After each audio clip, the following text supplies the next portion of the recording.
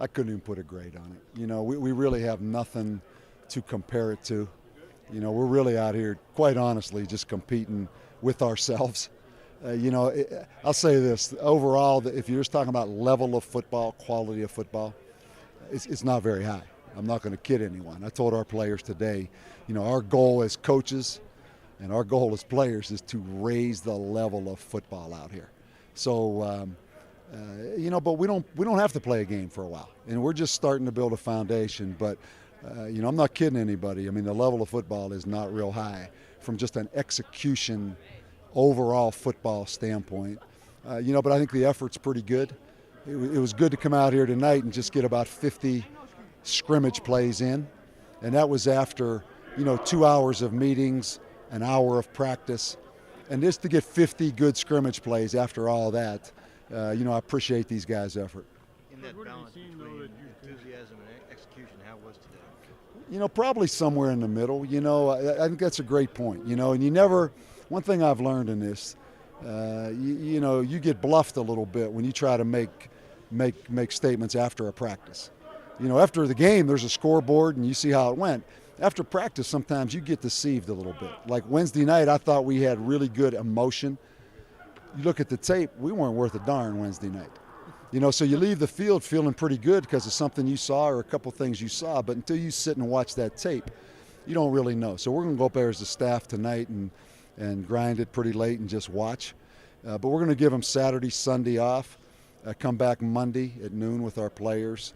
But you know what? We're not very good right now. I'm not going to try to sugarcoat it, but we are getting effort because to be able to come out here and scrimmage 50 plays after all we asked them to do today, because we just don't have the luxury right now of just coming out here and scrimmaging. We have too much work we have to put in. So just to get 50 plays come out of it, I think pretty injury-free. Julian Lewis got hit a little bit the first play of the scrimmage. Hopefully he's going to be okay. But other than that, we got through it. Coach, have you seen something that you can put your finger on and go, okay, we can do this. We'll be able to do this? That's what I told our players. What we're looking for now, first of all, what by September 1st, what can we do? What can we do? We're not going to ask them to do anything that we're not sure we can do or not. It may be one play.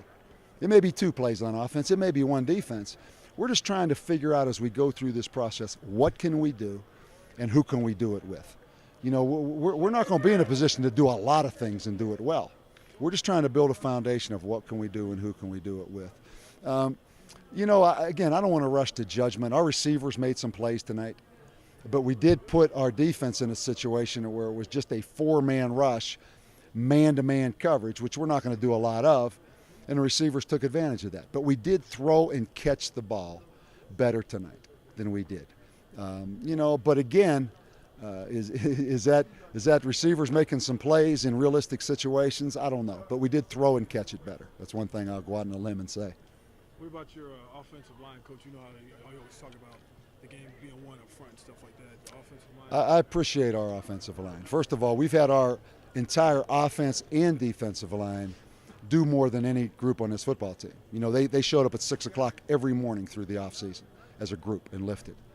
We asked them to do more because it does start up front. The problem with the offensive line, we have 8 scholarship players, 8, and we have no walk-ons. So now start figuring out how to go 2 offenses in practice when you only have 8 offensive linemen. So we just scrimmage 50 plays with 8 offensive linemen. So that's where we are. So our numbers are ridiculously low, particularly at that position. We don't have a scholarship tight end right now. Aho's out with an ACL. Lucas Reed's out with a hamstring. So, more than anything, I appreciate their effort. They're working hard. I think we've got some guys that want to play that we can start to build things with. Coach, what have you seen in Vega that you like? Kind of unorthodox, but a playmaker. He is one of those guys. I can see why people in Roswell were so high on him and so excited about him. He is a guy that makes plays.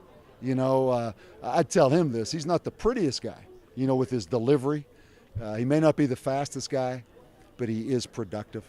He is productive. So, I appreciate him being here. He's a guy that walked on here. He made some sacrifices to be a part of this program. He's a young guy from New Mexico that New Mexico football is important to, and I really respect him. How about moving Butler? moving A.J. Butler. I told our team today, I stood A.J. Butler up in front of our team and I said, how much do you weigh? He said, I weigh 206 pounds. I said, what year in school here are you going to be? He said, I'm going to be a fifth-year senior. I said, in your entire career of playing football, high school through your 4 years at New Mexico, what positions have you played? He said, I was a defensive back and running back. I said, now here's this guy that's a linebacker at 206 pounds, a 50-year senior. I said, that's what unselfish is. That's what being unselfish as a team is, and that's how you win games. And those kids just about gave him a standing ovation because he's got some pop to him, and he's got some explosiveness to it. But more than anything, he's unselfish. And I love that A.J. Butler story, man. We can win with some guys like A.J. Butler.